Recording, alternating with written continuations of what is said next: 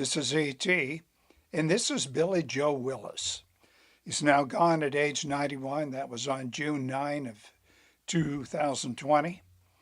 Willis's story is interesting on several levels. He was an accomplished bodybuilder. He won the Mr. Texas title. He held several national medals for gymnastics and rope climbing. He helped train Olympic medalist Kathy Rigby and some other aspiring gymnasts.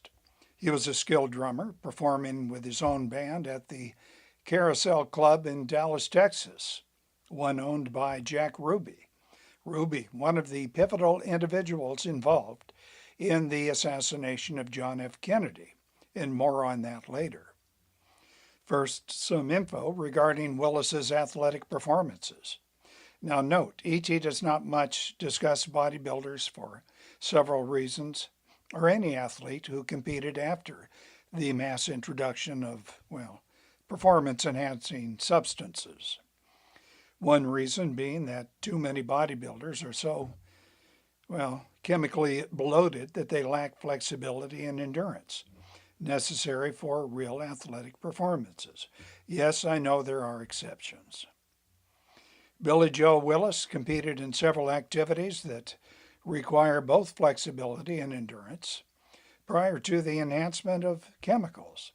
And he won a bodybuilding title. It was Mr. Texas in 1952. Prior to that, he performed at a national level in gymnastics. He had a silver medal in the open rings. He was an All-American national gold medalist in, 1949. He was using the flying rings. Gold medalist in rope climbing, 1949. National gold medalist in open rings, 1950.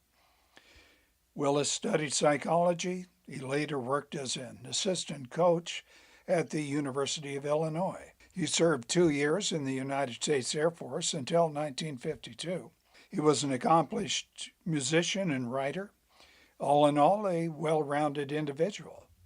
And he came to E.T.'s attention back in the 50s as one of the men featured at the original Muscle Beach scene, where athleticism, in particular gymnastics, ranked equally with physique competition. Willis later came to E.T.'s attention when he was mentioned in a book written by one of E.T.'s favorite writers, Gary Wills. The book was titled Jack Ruby. It was a scholarly bio of the man who shot and killed Lee Harvey Oswald, who himself had been arrested for the assassination of John F. Kennedy. That was in November of 1963.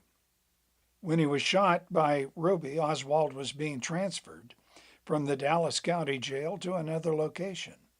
Willis, for some months prior to all this, worked as a musician and part-time bouncer at Jack Ruby's Carousel Club in Dallas, Texas, and he was questioned regarding Ruby's behavior prior to the shooting.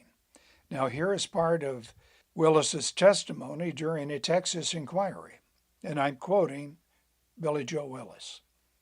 I started to work for Jack in October of 1961 as a drummer in the Carousel Club.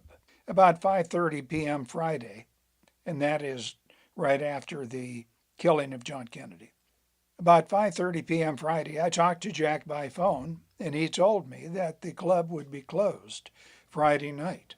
I asked him when it would be open again, and he said it may be as late as Monday. I told him that it was a terrible, tragic thing that had happened to the president, and he said that this was the most horrible thing that had ever happened, and he began crying. Jack said the man must have been a loon or a nut or a louse, and he said, how could anyone do such a thing? Then he hung up. I was amazed at how hard Jack was taking the death of the president, and I told my girlfriend that I could not understand Jack being so torn up about it.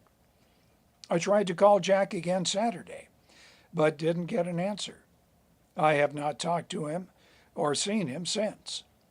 Today, about 11:30 a.m., I was home in bed asleep, and the phone rang and woke me up. I got up and answered the phone, and it was my girlfriend.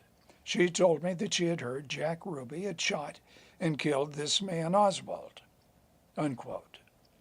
Well, Gary Wills in his book used this testimony plus more given by Billy Joe Willis and others, to suggest that Jack Ruby was a very troubled individual, which we all know, but that he acted alone in his murder of Oswald.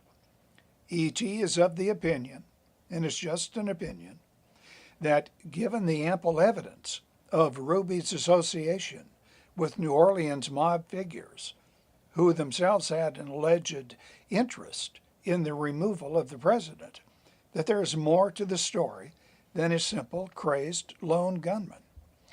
Well, that's it. Type in your comments below, subscribe to this channel, do hit the like icon. That will lead YouTube to make this video more available to others. Hit the bell icon to be notified of future uploads. Thank you.